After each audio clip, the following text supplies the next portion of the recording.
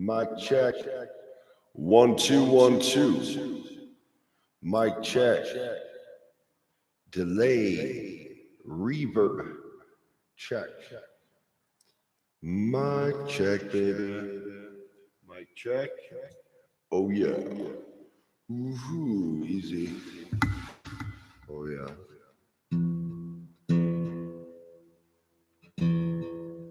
Oh.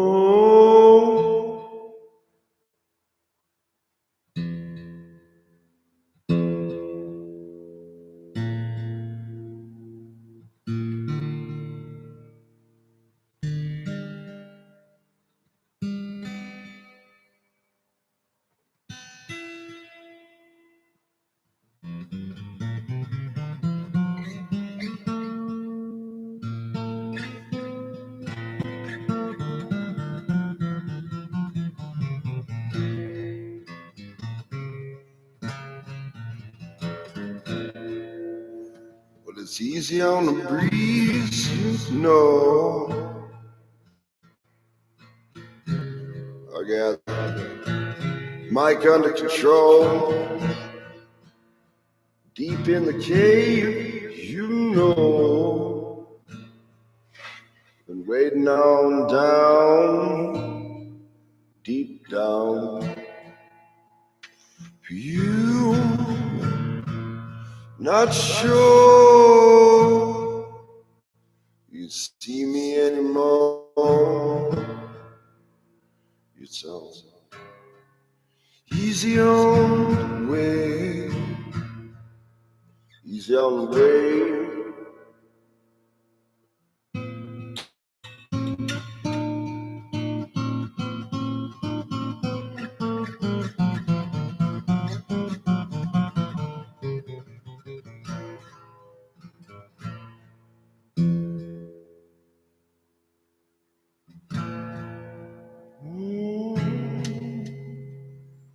Feel it howling on the wind.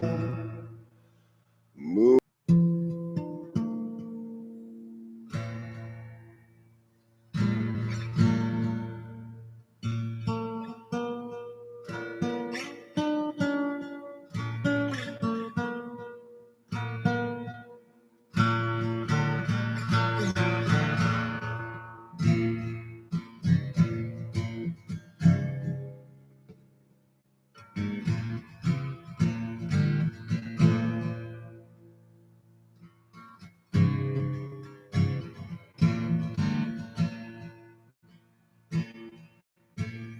Easy around the fire, waiting on you. I hope you see through.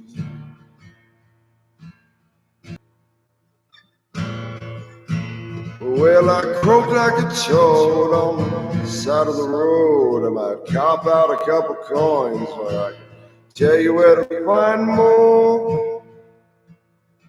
The legend of the golden toad didn't even look real. It's made out of pure gold. Grandfather made him long ago to test a foolish man and teach him wisdom from the land.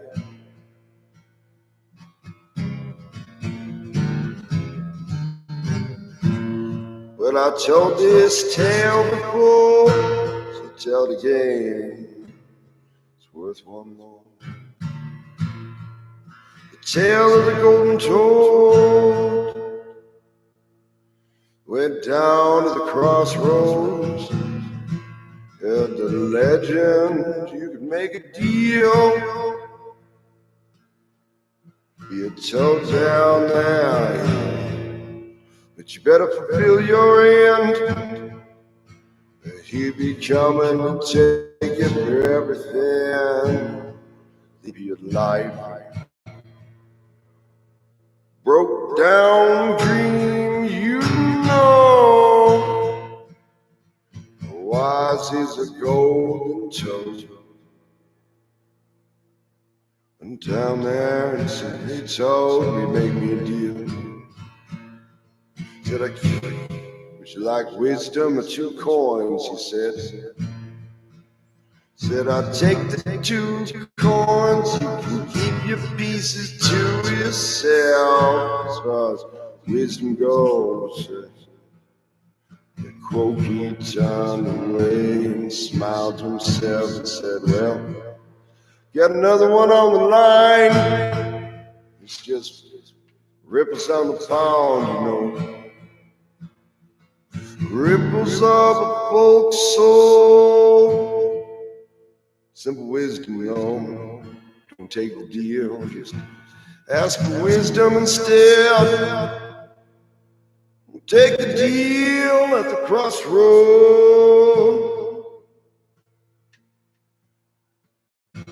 Took those 2 coins, but before he left, the toad turned around and out of breath. Bring me 2 more in return.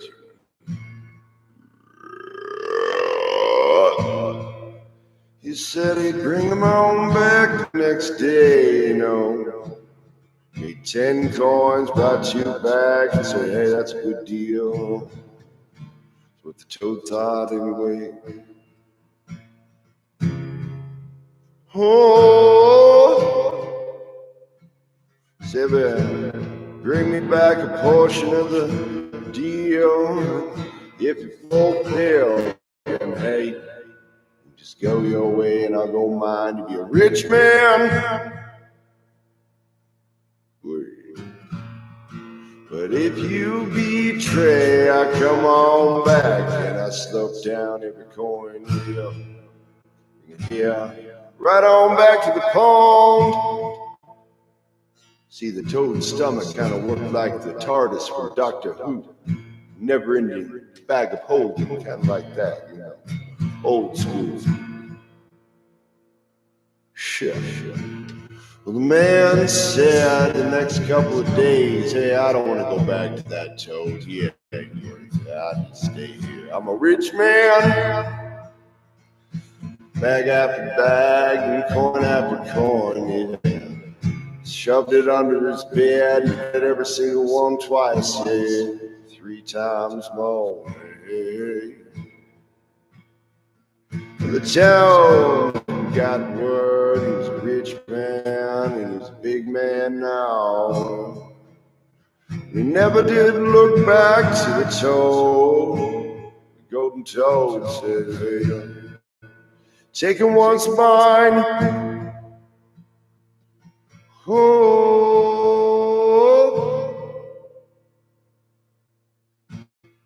well, he just appeared in front of the man's door. Yeah. Just before the crack of dawn, sun about to rise on.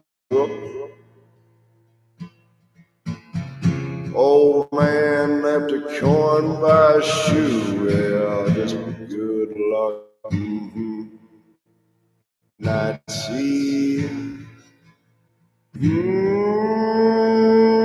Oh, the wisdom of the golden toad. Grandfather encapsulated gold. Said, what I need with a mountain of gold, I got a family and a folk soul to stay.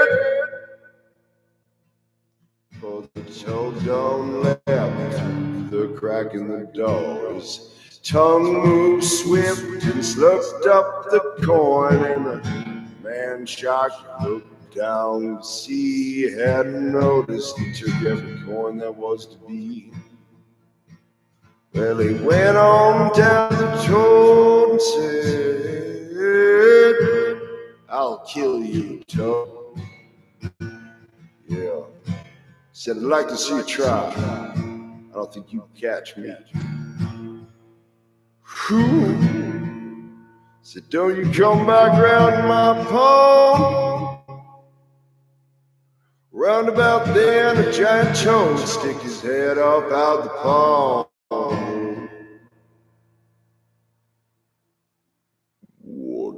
one with my grandson.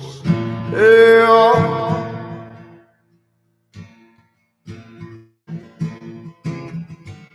If you would have just asked for wisdom, he would have known. Be many golden coins in the bottom of the pound. He told you which one do you want? You want wisdom or 2 gold coins, oh, and a deal at the crossroads. Oh, don't take the deal, he says. Blind bard made him long ago, and the secret is that the blind bard can see. He's got 2 good eyes, he just keeps them closed, 'cause he's got the one eye to see. Oh, grandfather wisdom be. Oh, yeah.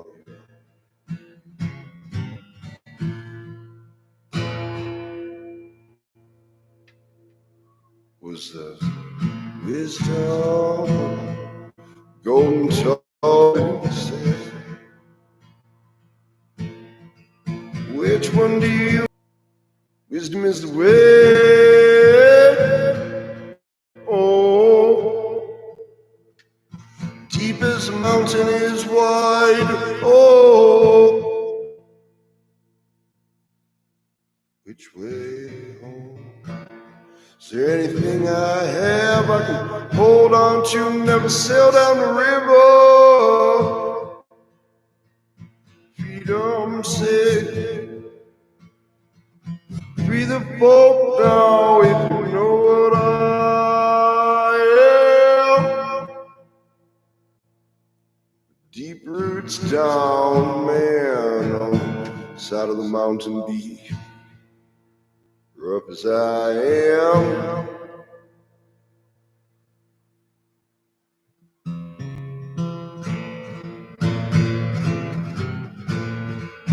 Well, I told that golden toad a long time ago on my own way. It was when the blind bard appeared and pointed me that way. Oak tree, oh, yes, they sit on over there. Light a fire somewhere safe nearby, and sitting around the fire and singing heart soul. Been a long time gone. Sugar on fire. Oh, even see wisdom right in front of your face anymore. You know, deep down you know. Feel it in your heart and soul, so easy on the way.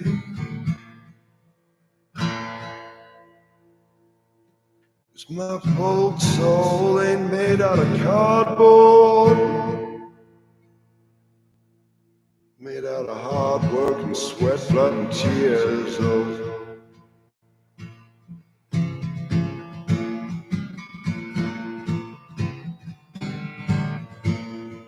and I remember every good one. Grandmother, thank you for making me so I could be. Grandmother, grandfather in the woodland, oh, hear the echo in the mountains beat. Hear the echo in the mountains beat.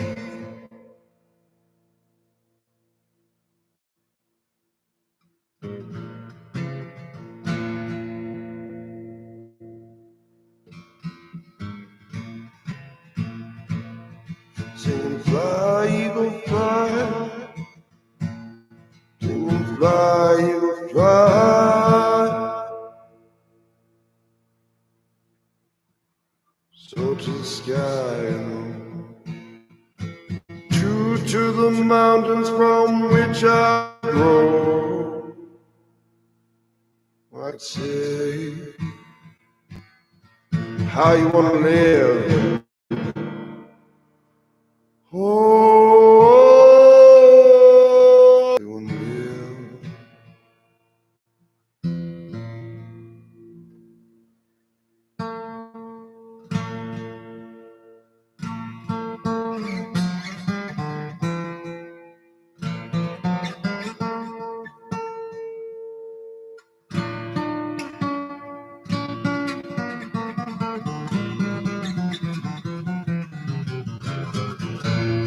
Easy on the breezes go. Deep down in a folk soul, feel me now. Oh,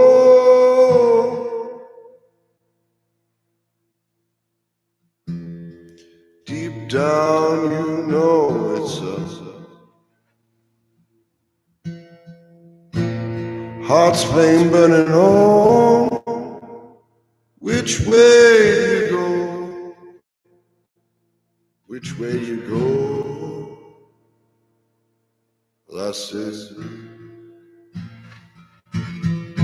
burn a heart's flame, sure as the pouring rain.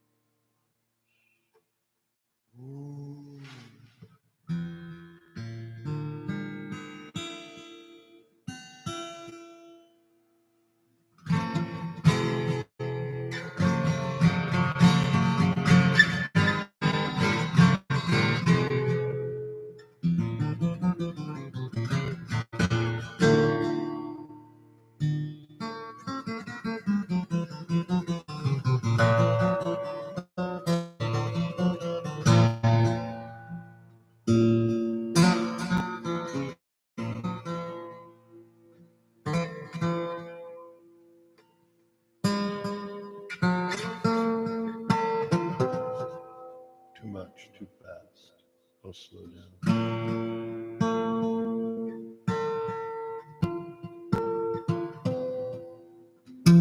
Maybe the intonation isn't as strong. Oh,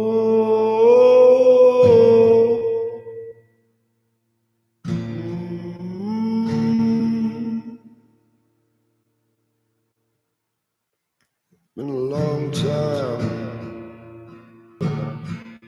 Still here. A long time. Oh, to say I am a folk soul. I am a folk soul. And I claim it and the right to be, the right to be, right to be, oh, right to be, oh, oh, right, oh, passage on the way, right, oh, right, oh.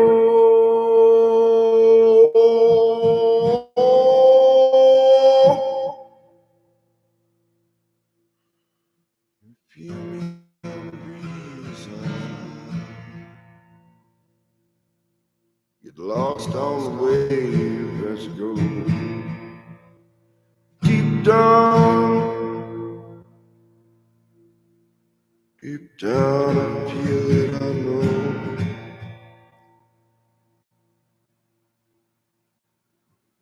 Burning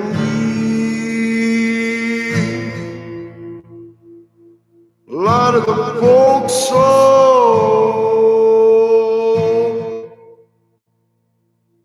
Oh,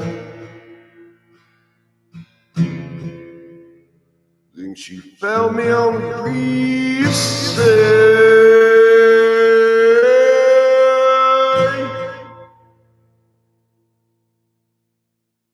way down.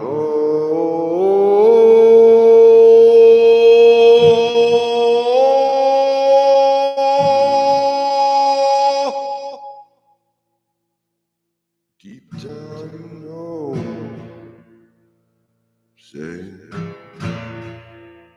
easy.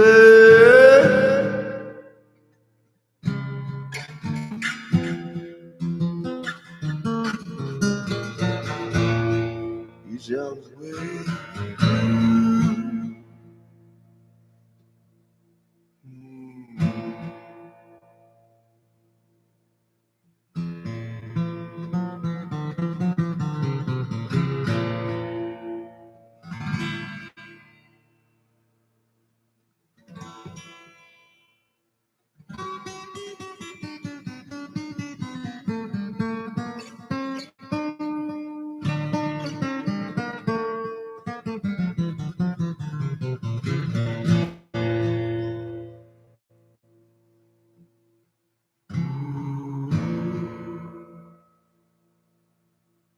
She swayed in the breeze, swaying in the breeze.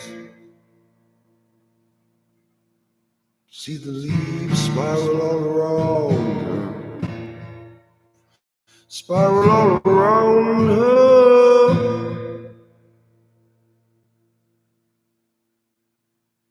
Spirit of land, feel it in my heart and soul. Talk to me without a word. I can feel her heart beating, shining in the woodland. Oh, deep down, oh.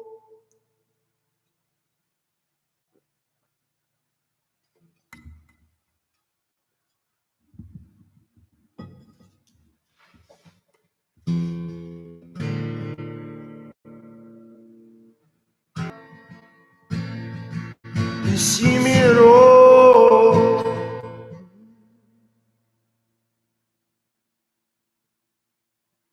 It's pouring rain. That's why I hide my face.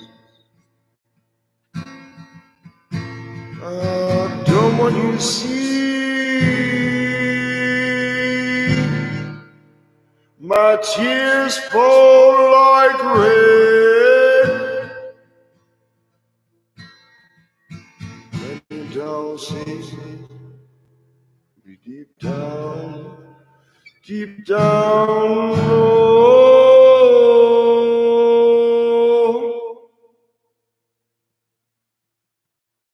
Maybe you can feel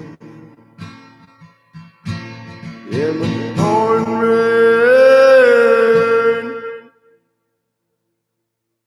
something for to see, you know, as I go. Tears of joy, you know.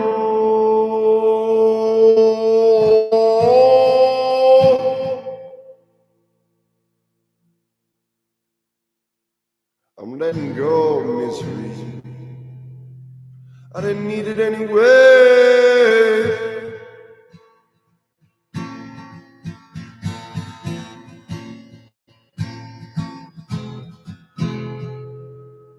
I won't trade love away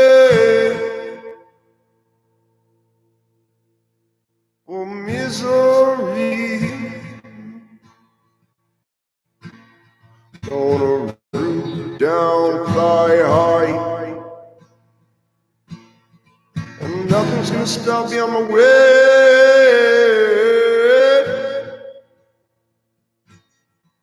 Seeing the other world so, but I think that's right now. Think I can see it.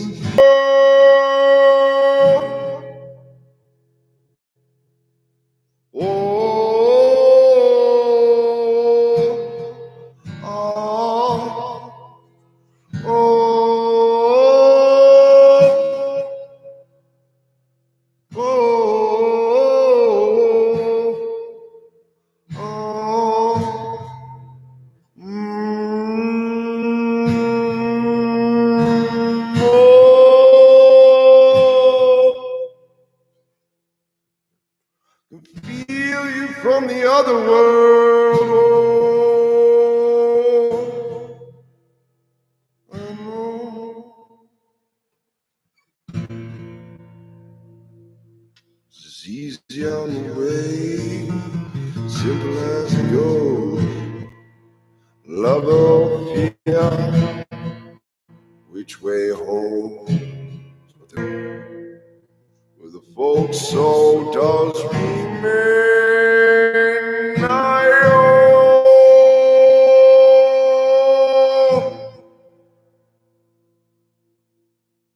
grandfather, grandmother, in the woodland be.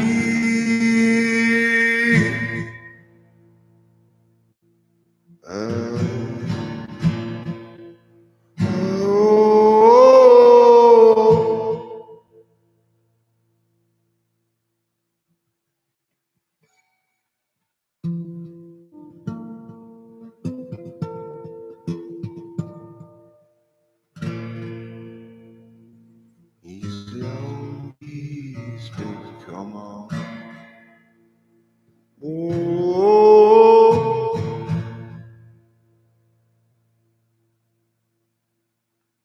easy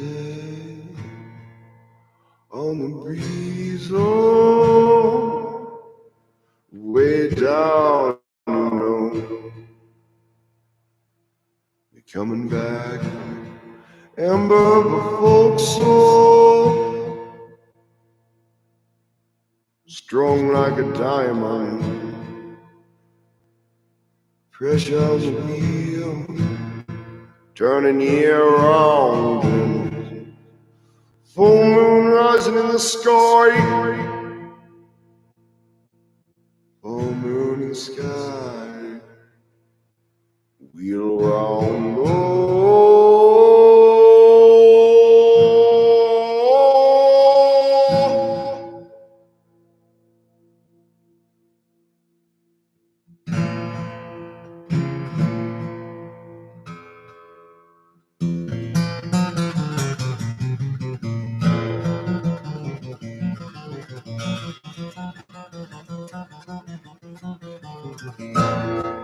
easy on the way,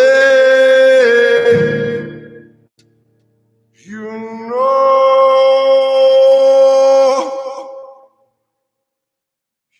know why the children cry,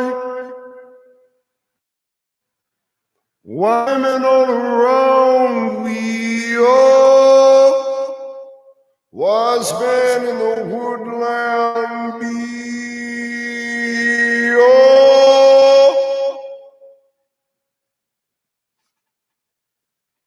The Return, Chapter 22. I'm on delay, reverb, or sound effect. The whetstone slid up the length of the slender blade with a sharp, metallic hiss. Its user plied the stone with an easy, steady rhythm, in seeming disregard of High King Brass, who stood speaking nearby. Brass stalked back and forth along the gallery room, above the central hall as he issued his orders. His gaze swept the group of Daydanon warriors facing him. Behind him, watching with a seeming impassiveness, stood the Fomor officer named Streng. That's S-E-R-E-N-G. Look up the etymology. Ha ha ha. If this boy Lou should reappear in Tara, there is no excuse for his not being caught. Breast rapped out. This is too important to us all. He's to be watched for by every warrior. He's to be caught and brought to me. The continued shriek of the whetstone kept drawing the attention to its user, who sat atop a plank table, long legs folded beneath her, like those of a nesting crane. Here we go. This applies to you and your champions too, Morrigan. He snapped at her irritably. He made no impression on her. The careful rhythm of the stone continued. She did not look up, but in her low rattle of a voice, she asked, "And why is it we must be doing this?" "Because I command it," he said, his irritation making him arrogant. The stone stopped. The sleek, dark head pivoted up toward him on the long night. Bress knew that look and knew he had pushed the dangerous being too far. "You don't talk shit to Morrigan. That's not wise." His voice quickly took on a more reasonable tone. "Yeah. Otherwise, she would tear into pieces. No joke." Drink a drink. Personally, having this mic is much more enjoyable to do readings with. We can hear very clear now. Okay. Notice my voice sounds better. "He is only a boy," she said. "He is much more than that," Bress countered. "You should know the truth of that." Bress interrupted. "He is in league with rebels who would see us at war. He is causing an uproar amongst the Fomor. They believe he is part of a conspiracy to force them to act against us. And why should the Fomor be caring about that?" asked Niet, a Daydanon captain who stood massive and battle-scarred beside the Raven woman. "Seems they'd welcome a chance to finish us." Streng moved forward then, smiling benevolently. "We have no wish to see you destroyed," he told them with a glib sincerity. "We want no final confrontation." He threw Bress a sharp look at that. "We only want your cooperation and our blood," the skeptical Niet remarked. Unruffled, Streng answered this in conciliatory terms. "We would not be so harsh with you if all your people would cease to defy us. It is your own pride and absurd independence which causes your problems. The Fear Bolgs cooperated with us, and we got along quite well. We would like to prove to you that we truly wish to help you. That's why Streng's own warriors will be searching for the boy as well," Bress put in.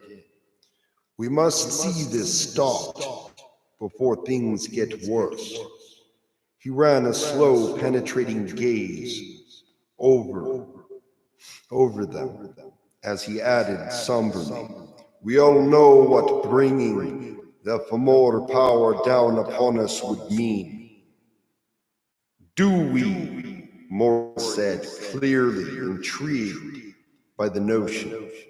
She smiled, revealing her sharp teeth, and ran a bony finger along the... "I wouldn't mind giving one of them a try myself."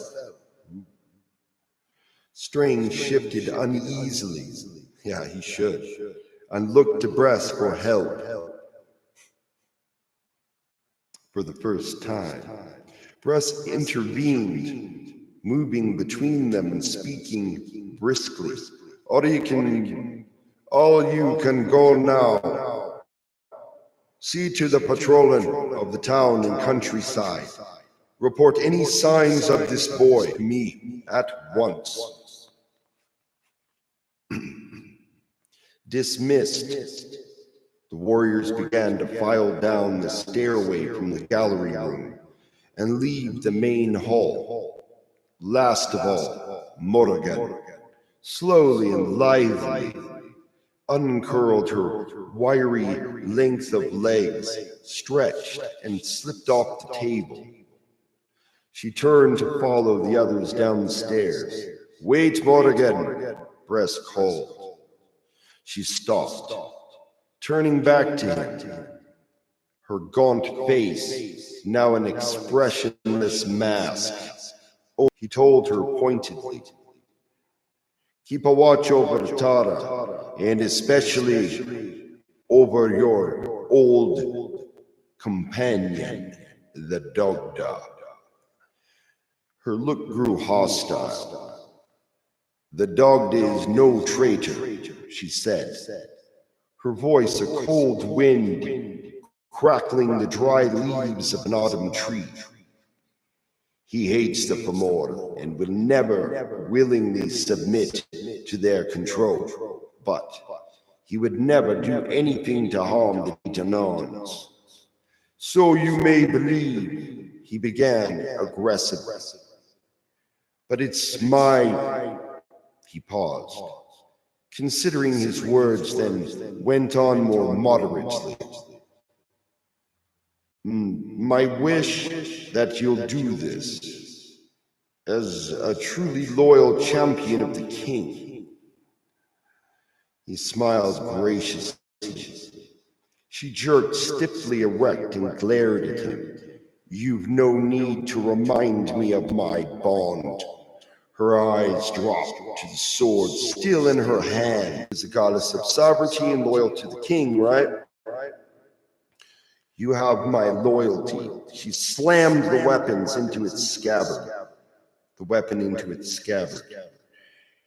adding pointedly, "So long as you are king." Oh, that was a threat.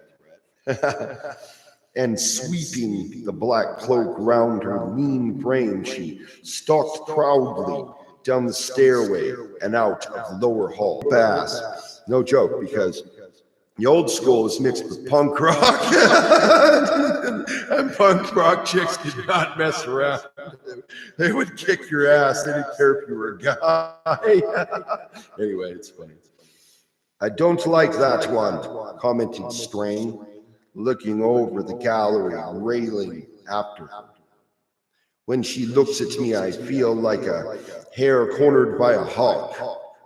She'd slit you up and suck you dry in an instant." "Right enough," said Bress with a cruel smile. "But she won't. Her foolish code of loyalty binds her to me." Oh shit. "As it does the rest. It makes them so easy to control." Oh shit, this guy is getting arrogant, and Morgan hates arrogance. Oh my god, she gets wind of that, that's his ass. "Don't be so certain. That can't change," Strain warned. "This boy could cause you some discomfort if he isn't caught." I'm as aware of that as you are," Bress assured him. adding more thoughtfully, and of my own interest in this boy as well. See, he wants to use him for power. Bress is all about power. Doesn't give a shit about loyalty. And that is the problem. Yep. He walked over to stand close beside Strain at the rail. Well, he spoke now in a conspiratorial tone. Tell me, what do you know about him? Nothing, Strain replied truthfully. Balor feels he is dangerous, but he's not told me why. So he's always looking for weakness. Yeah, because he's vicious, remember? He wants power. He's not told anyway. He certainly has a charmed life, said Bress, shaking his head. But there's really not so much he can do here. Who would believe this tale if we survived to tell it? This Dogda and his son might. They've been seen together, and they certainly act as if they thought they might dethrone you. Why not simply seize them and... Well, I need to drink. Why not simply seize them?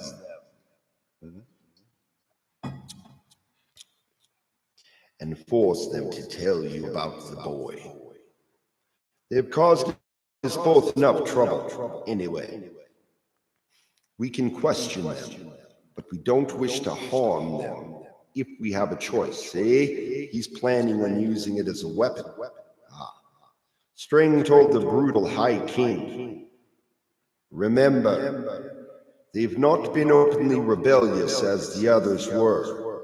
If we act against them, or if you do, it will only make them greater heroes and raise more defiance in the rest. We don't want that. So they want to destroy your reputation before you die. Do we? I think you overestimate the Daytonon's ability to act at all, Bress said. So that's morale, right? That added boost to win the victory. Like battle rage, like resonance through the whole battle troop. One person like making the difference, right? Okay. Perhaps, but my companies will follow my orders here, and you'd be best to heed Balor's wishes too, and be less belligerent. It was your reckless bid to the tower that caused your problem now. You just handle your business, Bress growled irritably. I'll take care of my own. Really? String said placidly. While you're about it, I'd suggest you keep an eye on that one. Pointed down into the hall below.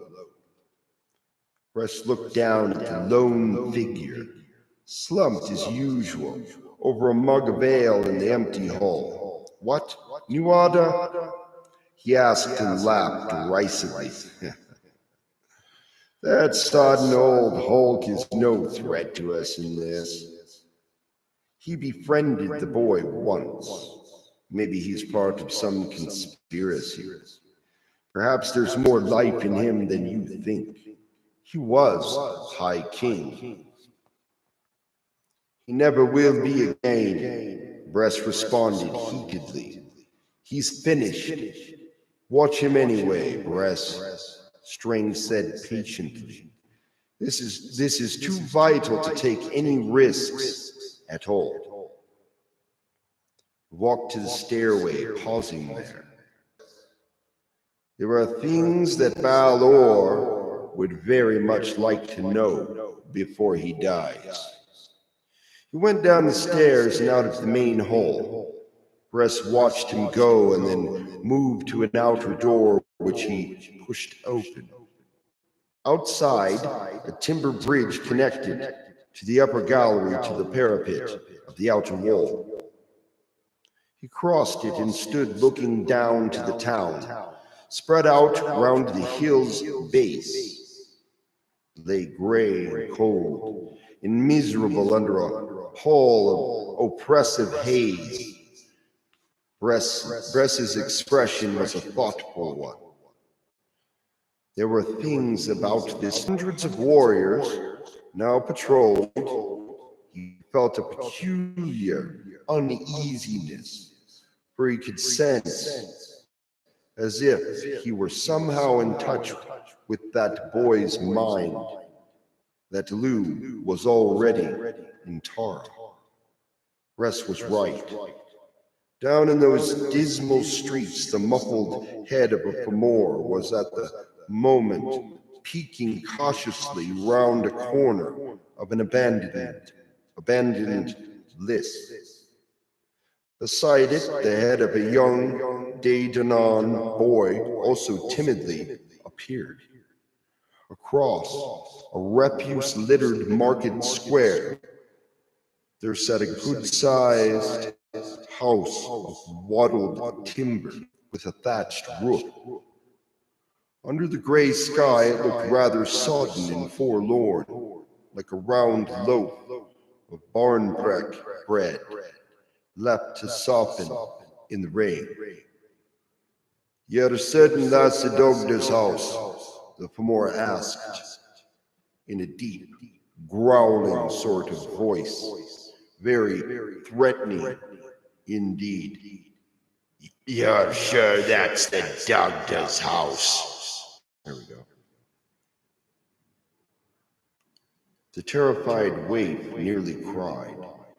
Yes, sir, it is. I can be gone now? Please, can I go?" He started to pull. "What are men doing there?" Nearly a score of heavily armed Fomor warriors.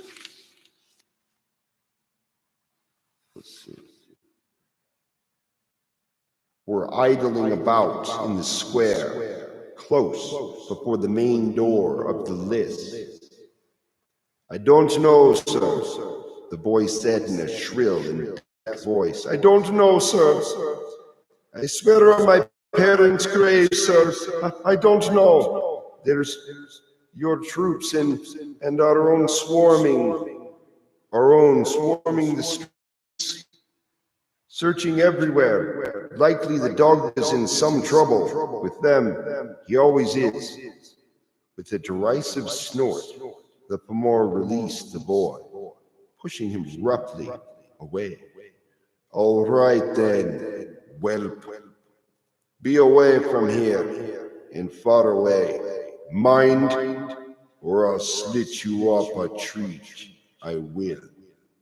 The boy scampered away like a wounded deer.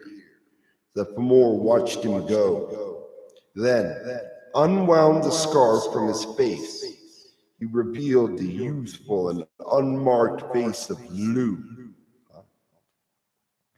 The young man regretted frightening the lad like that, but he couldn't chance revealing himself to anyone but the dog or Angus Ode. Besides, it had been the easiest way to get the boy to guide him. When Lou had found him scavenging amongst some rubbish piles, it had been a simple matter to press him into service. Way here from the mountains of Morn. He had felt often the sharp ache of regret, leaving Gila, Ain, and Tolta behind. He realized how much he had come to rely upon the company of his friends in the escapade. And soon enough, if things went right, he would be seeing them again. Still, he reflected, it would have been nice to have them here now. They might have helped him decide what to do next. How could he enter the Dogda's list? He stared meditatively at the structure for a time. He then saw the answer. There was only one other accessible opening into the place. The large smoke hole in the center of the roof. Good fellow. Remember elves, Santa was an elf entering in from the roof, right? Whatever. Like, that's not the right one. That's not the, okay, I know. Anyway, King of the Elves. Anyway, cautiously, or the hobgoblin on the hob, remember? Cautiously, Lou worked his way round the market square. Behind the structure surrounding saw no one. Warrior, clearly on guard there, strolling slowly up and down. The large drying rack for hides beside the Dogda's list, built of long poles supported on a heavier framework of logs set into the ground. It thrust up higher than the edge of the roof, only a few feet away. Ah, Robin Hood moment. There was his ladder up. He waited until the warrior was turned away, walking toward the far side of the house, then charged full run from his hiding place, swarmed up the poles to their top, and without hesitating launched himself across the space to land upon the thatch roof. Got skills, right? Little parkour. He fell with a faint thump onto the gray, weathered straw, clutching. Guards strode back and forth again below. Then he slowly pulled himself up toward the peak and peered down through the smoke hole into the room below. Directly underneath him, a meager fire burned in the fire pit, sending up a thin trail of smoke. At a plank table, pole close beside it, sat the Dogda and Angus Ozu, picking in a desultory fashion at some sorry remnants of food. Having little other choice of action, Lou simply lowered himself through the hole, swung out beyond the fire, and dropped lightly to the floor beside the astonished men. A bloody famor spy, bellowed the Dogda, throwing up his hands in vain defense. Yes, father, wait, said Angus, rising and grabbing the Dogda's arm to restrain him. Let's know for more. It's young Lou. The Dogda hesitated, peering closely at the young man who stood watching anxiously. White surely is, he agreed finally, lowering the massive weapon. Boy, it's not wise at all to be dropping in on a man that way in that kind of dress. Let me tell you that. I'm sorry, Lou said contritely, but there are men watching your house. It was the only way I could get to you without being seen.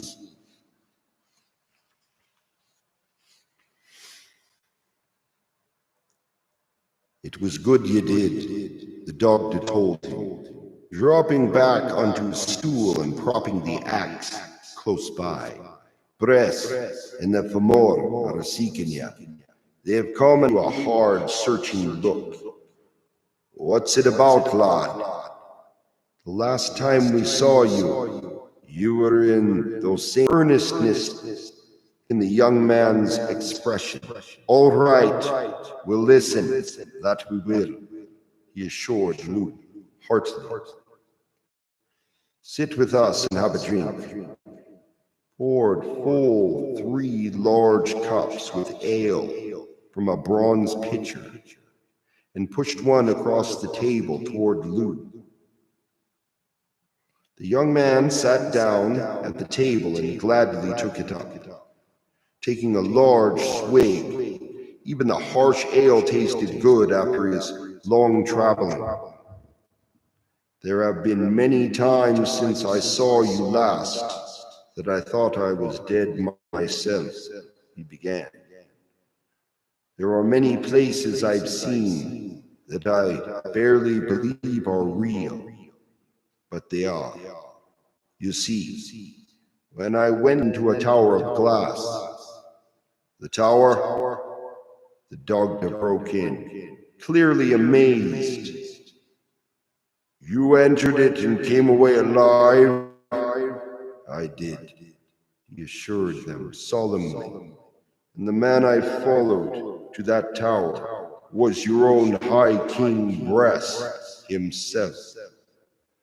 The doctor and his son exchanged a swift, stunned look. Total betrayal, right? Then they moved closer to Lou, all attention now focused on him, in a voice now a deep growl. With his intensity, the champion demanded, "Tell us, lad. Tell us all of it." That's the end of that chapter. Okay. Next chapter will be the reunion, baby. See how long this is? Not too bad. Ooh, gonna get exciting soon. Should I keep going?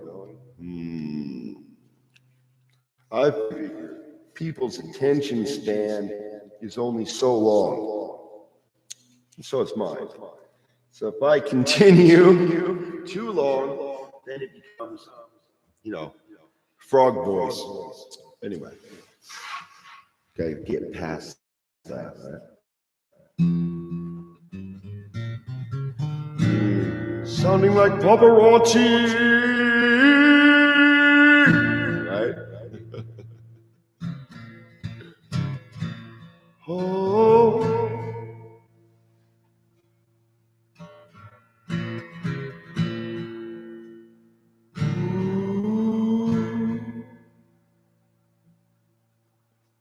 Oh, really? Oh yeah, they're coming. Remember that pig guy? He's coming. The guard's coming. Maybe that's where they got the idea for Ninja Turtles. I don't know. Oh, really? Okay, fine. In the market square, the afternoon passed slowly, drearily, for the Fomor guards. A chill mist had arisen to sweep its clammy tendrils over them. Some huddled in the doors of the abandoned homes round the square. A few sought comfort from a small fire built from wood wreckage scavenged from the area. Inside the doctor's list, Angus ogled through another log from their own lean supply on the central fire sat. Their young visitor was just finishing this description of the conversation between Balor and Bress in the tower. As he did, the big man sat back and looked to his son, a hot anger deepening the ruddy complexion of his face. "Bress, a bloody Fomor himself," he growled. "We should have guessed some such." "Then you believe Lou's story?" Angus asked. "I do. No one could have described the tower so sharply without being there.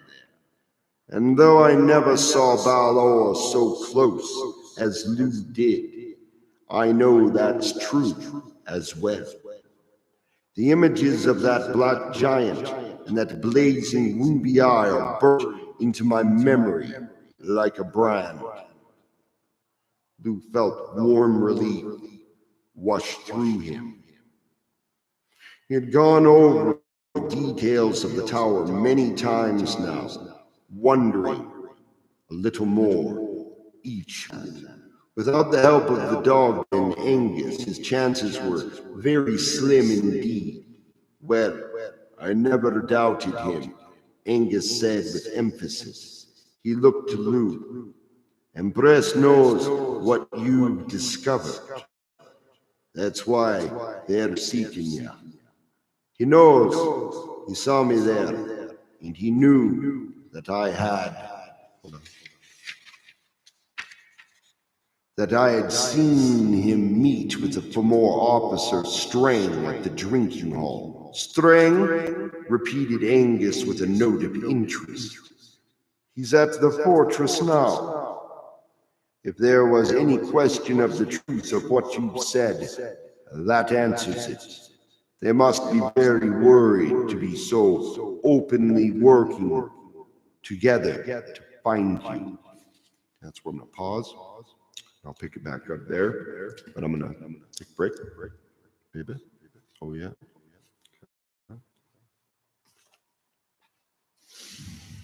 Woo!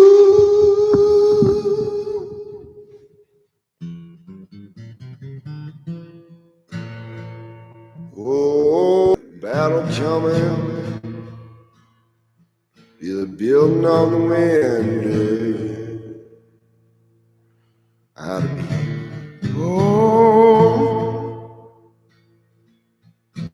it'll be the same game every time. It'll be a 3-card money on the breeze, oh.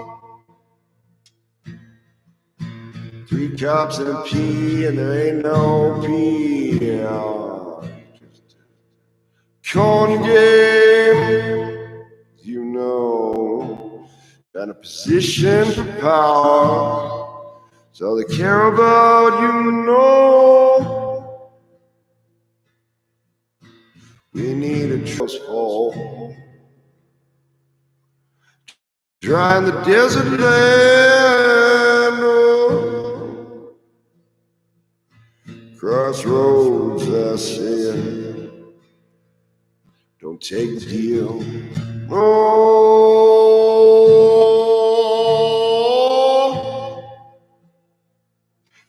don't need a warm tongue around here,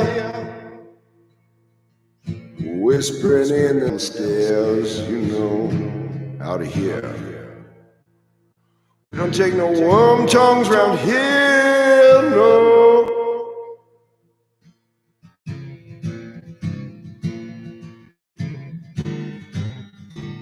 Better stand tall, walk true. Stand tall, be true. And our hearts flame to shine on. Seek now to say, you see me anyway. I don't know.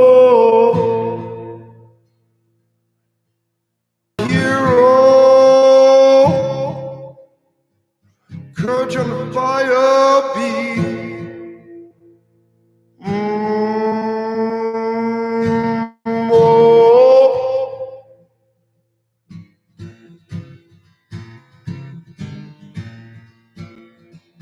Heart of a champion, victory at hand. Oh, heart of a champion. Women and men who know harmony. There's heroes coming on sides, as you know. Grandmother in the wisdom well says, grandfather in the woodman be.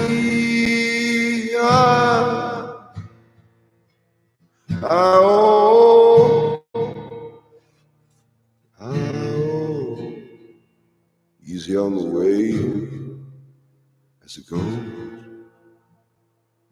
Welcome to the woodland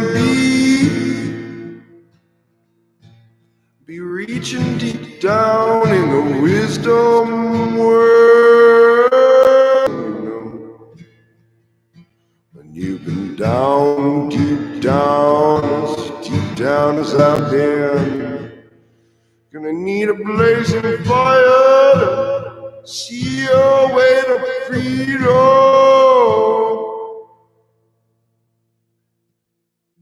Madman, mountain bee, just feel deep down, deep in most I see. On the surface I know. Do you know wisdom?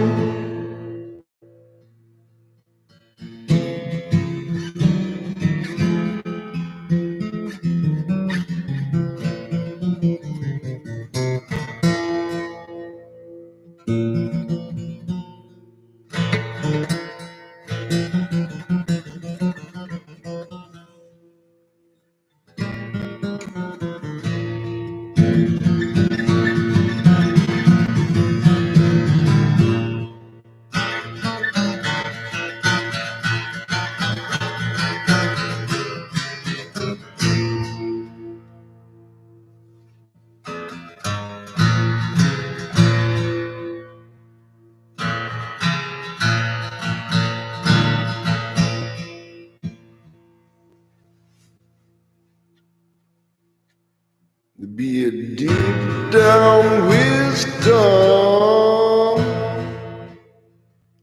What you know about that? Do you know love? Love to stay. You know love to stay.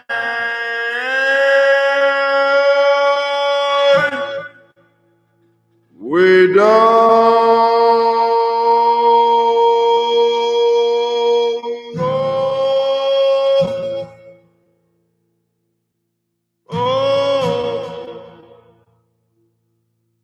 You see me deep down, crystal cave, wisdom well, shaking deep down, deep down, deep down, way deep down, say, way deep down, say.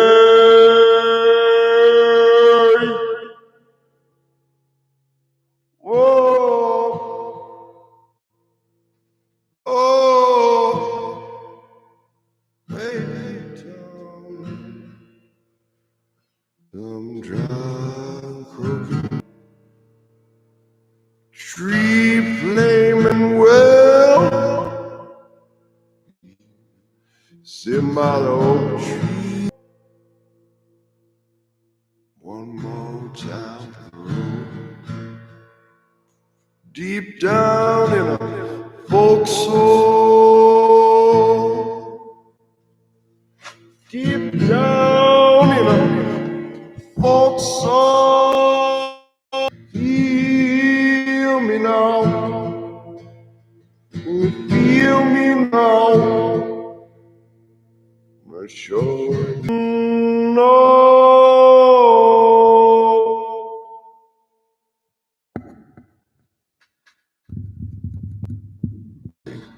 Yeah. I'm very happy. The experiment worked. It's a little nervous shutting off the laptop mic. So it's only 55 now. But for future, much nicer to do readings, right? As simple as this: a laptop, a guitar amp with USB that connects for your mic, right? Since this mic requires a lot of juice, I have to have it plugged in for my amp. So I don't need a preamp. That's what my amp does. So when I go online, I'm just going to cease being nervous, pay attention, right, to details, but not squeeze myself right out of enjoying creating. And I always did. So at the end of a process, if I created something I really enjoyed, then I enjoy it. I don't look at my art piece and go, oh, that sucks. No, I go, that's completed, right? So certain videos would be like, well, the sound didn't turn out as well as I would like. So it's constant adjustment. And I'm stoked. We'll just say that. Comparatively, like if you've been here a long time, you know, I went from uni mic, right, to gaming laptop with just this mic, so I don't get feedback loop, right?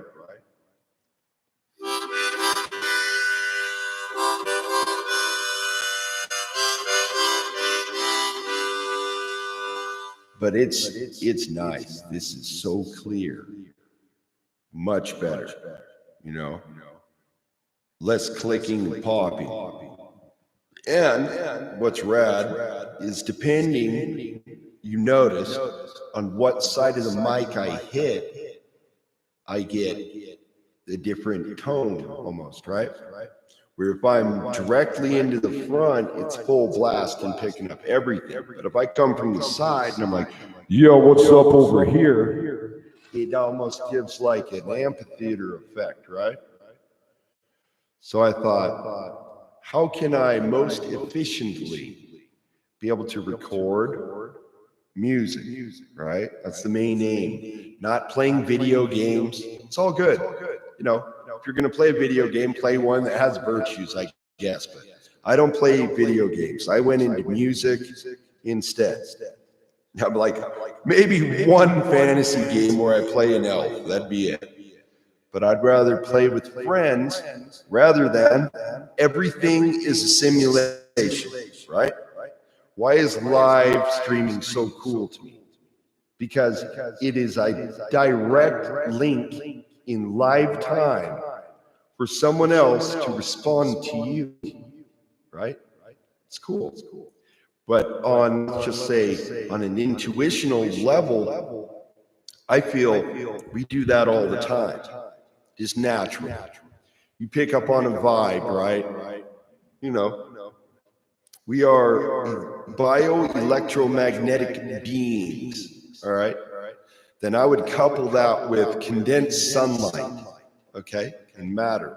So if you take one atom and you split that atom, how much energy is released? Okay, now consider how many atoms are we made of? Okay, just being able to tap into just a minute amount of that power would pretty much make you immortal. Got it? So, in my opinion, now that I'm on a tangent, this is what I think they are doing with genetics in, you know, private, whatever. I don't know, never been there. This is just me going off on my little tangent. And just like they explained, right, in the healer's cave, how he was experimenting, right? That was kind of a take on modern science coming in to a degree. So, see, he had mixed it in many ways, and I can tell more than likely either he is a big fan of, you know, like military history, or he served in the military himself, because he talks about it like a soldier would talk about going into a village, or, you know, like whatever, you know what I'm saying?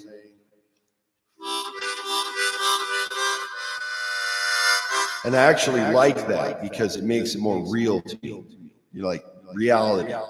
And to a degree, you know, he points out that the gods are a family structure.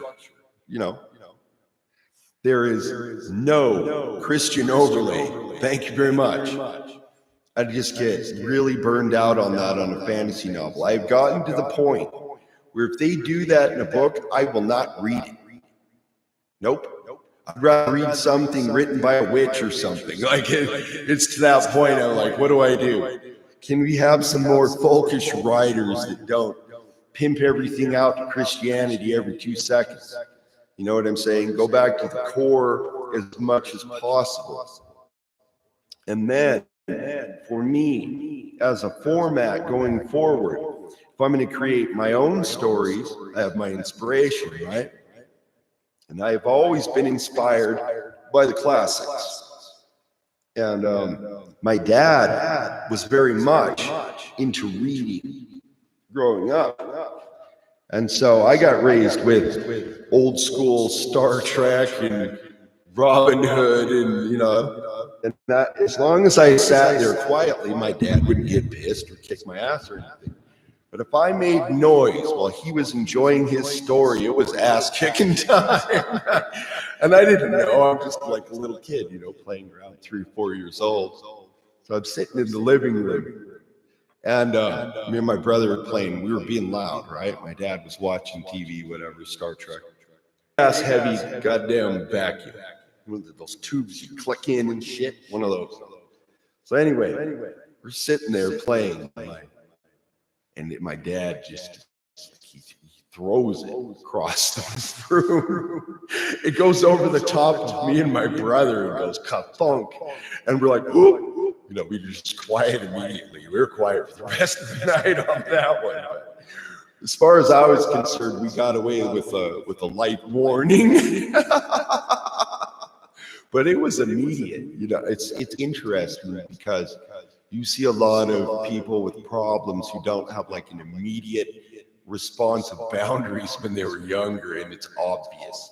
Like when they go out into public, guys, okay, that read about, being romantic and being a gentleman versus some dude sitting around watching porn all day. What guy's approach are you going to appreciate more? The dude that's already oogling you and thinking about that, or the guy that's at you, but he's trying, be contained and be a gentleman about it, for especially straight men that don't want certain attention, right? That doesn't make us bad. I feel any unwanted attention from an adult, whatever the orientation is, the person says no, they should. Lou respected what she wanted and walked away.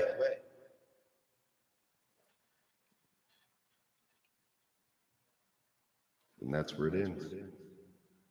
Ha ha ha ha ha. Yeah, it's over.